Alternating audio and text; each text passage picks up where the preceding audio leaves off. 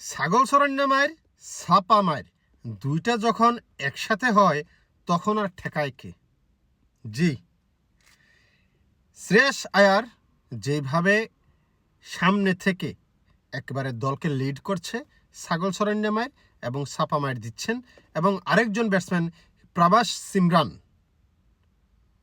সিমরান এই দুইজন ছাপা মায়ের এবং ছাগল চরণ্য মায়েরে কিন্তু মুম্বাইকে উড়িয়ে দিয়েছেন।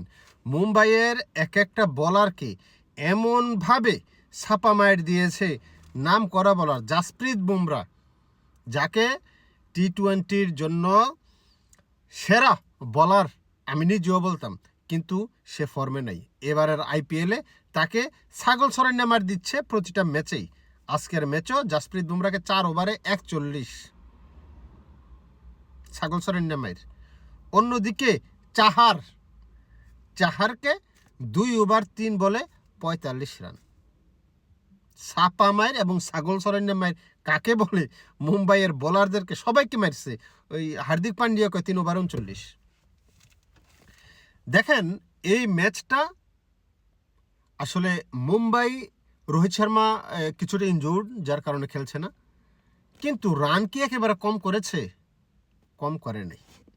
ডি ককের 112 রান আজকে ব্যর্থ হলো দলকে জিতাতে। 195 রান করেছিল মুম্বাই ইন্ডিয়ান্স, রান একেবারে কম হয় নাই। এটা 220 রানের পিচ, ঠিক আছে, বাট 195 কাছে ভিতরে ছিল, কিন্তু ক্যাপ্টেন্সির একেবারে আমি পুয়ার ক্যাপ্টেন্সি দেখলাম। আমি সবসময় একটা কথা বলি যে আমার দৃষ্টিতে আমার টিমের যে সবচাইতে বেস্ট বোলার, তাকে আমি পাওয়ার প্লেতে 2টা ওভার করাতে চাই শুরুতে, একদম শুরুতে, এবং right hand left hand combination দেখে আমি বলার পরিবর্তন করব। আমার মুখস্থ বিদ্যায় ব্যাট করবে রাইট হ্যান্ড, আমি আমার মুখস্থ বিদ্যায় বলার আনবো, এটা হয় না।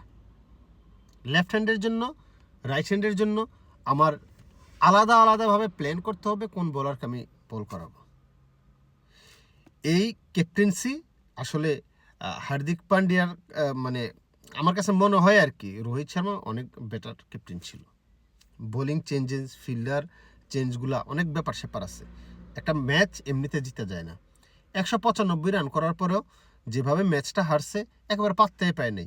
শুরুতে হয়তো কিছুটা হোঁচট খেয়েছিল, 45 রানে 2টা পড়েছিল পাঞ্জাবের, মনে হচ্ছিল যে ম্যাচটা হয়তো পাঞ্জাবের হাত থেকে ছুটে যাবে, কিন্তু ক্যাপ্টেন শ্রেয়াস আয়ার ক্যাপ্টেন্সির দিকে যেমন এগিয়ে আছে, পারফরমেন্সের দিক থেকে অনেক বেশি এগিয়ে আছে অন্যান্য দলের ক্যাপ্টেনের থেকে।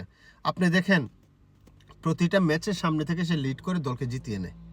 প্রতিটা ম্যাচে, আপনি 1-2টা ম্যাচ না, প্রতিটা ম্যাচে দেখবেন যে সামনে থেকে সে দলকে লিড করবে এবং একেবারে ম্যাচ জিতিয়ে মাঠ ছাড়ে। আজকেও সেটা হয়েছে। কিন্তু এই যে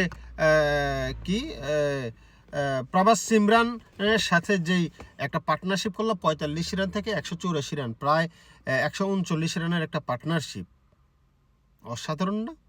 ম্যাচটা একেবারে হাতে নিয়ে তারপরে আসছে প্রভাস সিমরান আজ 80 রান, শ্রেয়াস আয়ার 66 রান, 66।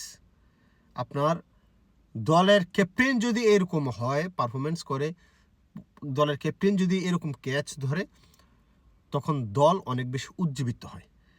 এই জিনিসটা আমরা পাঞ্জাব কিংসের ক্ষেত্রে দেখছি, যে একটা দলকে কিভাবে সে লিড করছে। অসাধারণ অসাধারণ অসাধারণ। আর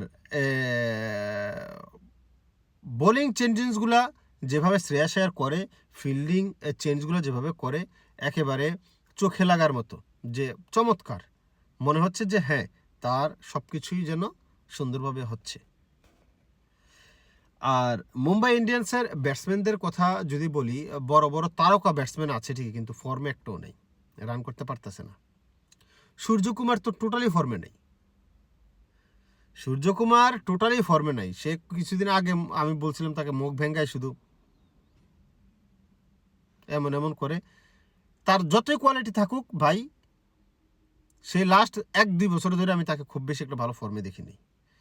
ওয়ার্ল্ড কাপে মনে হয় 1 না 2টা ম্যাচ ভালো খেলছিল, খুব বেশি ফর্মে তাকে বলা যায় না। সে লেগ সাইডে খেলার প্রবণতা তার অনেক বেশি। আর ডিককের সাথে যদি আরও 2-1টা প্লেয়ার উপরের থেকে রান করতো তাইলে রানটা 200+ হইতো। নোমান ধীর কিছুটা রান করছে, 50 রান। তো ডিককের সাথে মিলিয়ে এই 195 গেছে। আর কোনো ব্যাটসম্যান রান করতে পারে না, হার্দিক বলেন ইয়া বলেন, কেউ রান করতে পারেনি।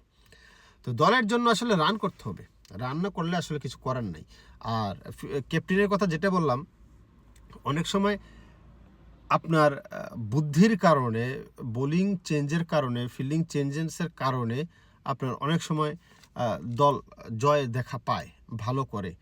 মুম্বাই দেখলাম যে না, ওই রকম বোলিং চেঞ্জ, এই যে চাহারকে শুরুতে আনলো, ওপেনিংয়ে বোলিংটা দিল, ঠিক হইল, এত ছাপা মার খেয়েছে, ছাগল সরেন্যা মার খেয়েছে, 2 ওভার 3 বলে 45 রান হয়ে নাই। তারপরে স্পিনাররাও ভালো করতে পারে নাই, ফিল্ডাররাও দেখলাম যে ক্যাচ ছেড়ে দিল, ইজি ক্যাচ 2টা ছেড়ে দিল, আর একটা একটু ডিফিকাল্ট ক্যাচ ছেড়ে দিল, তারপরে আর একটা ডিফিকাল্ট ক্যাচ ধরছে। তো ওভারঅল মিলিয়ে ফিল্ডিংয়ে আরও ভালো করতে হবে তাদের। এই ফিল্ডিং যদি থাকে, আমার কাছে মনে হয় যে খুব বেশি আশাবাদী হওয়ার কিছু নেই। এবং বোলিং লাইন আপের যেই অবস্থা, একেবারে করুণ দশা বলতে যাকে বোঝায়, সেটাই আসলে মুম্বাই ইন্ডিয়ান্সের বোলিং লাইন আপ এই মুহূর্তে। তো আমি মনে করি যে মুম্বাই ঘুরে দাঁড়ানোর মতো ক্ষমতা আছে। ক্ষমতা তো সবারই থাকে, কিন্তু কয়জন দেখাইতে পারে সেটাই হচ্ছে মেইন আর কি। তো আমার কাছে মনে হচ্ছে না খুব বেশি ক্ষমতা দেখাতে পারছে। ওই প্রথম ম্যাচের পরে তো তাদের পারফরমেন্সের গ্রাফ তো নিচের দিকেই যাচ্ছে, নিচের দিকে যেতে যেতে গর্তের ভিতরে ঢুকে যাচ্ছে, জয়ের দেখা আর পাচ্ছে না। আমাদের কলকাতা নাইট রাইডার্সেরও একই অবস্থা দেখলাম, মানে জয়ের দেখা এখন পর্যন্ত পায়ই নেই কলকাতা। এরা তো একটা পাইছে, কলকাতা পায় নেই, একটা পয়েন্ট পাইছে, তাও বৃষ্টির কারণে। এখন যেই অবস্থা, কালকে আবার কলকাতার ম্যাচ আছে গুজরাট টাইটান্সের সাথে মনে হয়। তো আমার কাছে মনে হয় না, আমি আশাবাদী না, কলকাতার ব্যাপারও আমি আশাবাদী না। মনে হয় না এই দল দিয়ে কিছু হবে, কারণ ওদের অনেক ব্যাপার আছে। বলতে গেলে আরেকটা ভিডিও করতে হবে, এর আগের ভিডিওতে আমি বলছি অলরেডি। তো যাই হোক, মুম্বাই ইন্ডিয়ান্স, তোমাদের জন্য শুভকামনা রইল। তোমরা চেষ্টা করে যাও, যদি খেলতে পারো আরও সামনে ভালো খেলতে পারো। ক্যাপ্টেন্সির পরিবর্তন করতে হবে। আমার কাছে মনে হয় যে রোহিত শর্মা যদি ক্যাপ্টেন হইতো তাহলে মনে হয় কিছুটা হইতো। আর রোহিত শর্মা আজকে কিছুটা ইনজুর্ড, যার কারণে আজকে খেলে নাই, হয়তো নেক্সট ম্যাচও খেলবে না। তো সব কিছু মিলিয়ে তাদের captaincy, bowling change, fielding change, সব কিছু মিলিয়ে তারা আসলে পারছে না। আর পাঞ্জাব কিংস আপনার কিছু ক্ষেত্রে লেকিংস থাকলেও ক্যাপ্টেনের বুদ্ধিমত্তার কারণে ওরা অনেক কিছু পার পেয়ে যায়। তো কনগ্রাচুলেশন শ্রেয়স আয়ার, যে ভালো লিড করছে দলকে সামনে থেকে, ফ্রন্ট থেকে। এবং তার bowling change, fielding change, overall মাঠে তার যে দক্ষতা, সেটা আসলে ক্লিয়ার বোঝা যাচ্ছে যে সে কোন মানের প্লেয়ার, যে কত কিছু সে করতে পারে। তার টেকনিক্যালি বুদ্ধি, চিকন বুদ্ধি, তার সংসারে যে কী পরিমাণ মন, এটা বোঝা যায়। আর মুম্বাইয়ের যে সংসারে মন নেই, শরীরে জুত নেই, এটাও বোঝা যায়। এনিওয়ে, আপনার যদি সংসারে মন থেকে থাকে, শরীরে জুত থেকে থাকে, চ্যানেলটাকে সাবস্ক্রাইব করে পাশে থাকতে পারেন। আর পেজ থেকে দেখে থাকলে লাইক কিংবা ফলো দিয়ে পাশে থাকতে পারেন। না হয় বুঝবো সংসারে আপনার মন নাই, শরীরও জুত নেই, দেওয়া না হইয়া ফয়দা আছে, ফয়দা নাই। দেশের বাইরে যাইতে হবে, যাইয়া আম কাঁঠাল খাইতে হবে। আফসোস, আফসোস, আফসোস।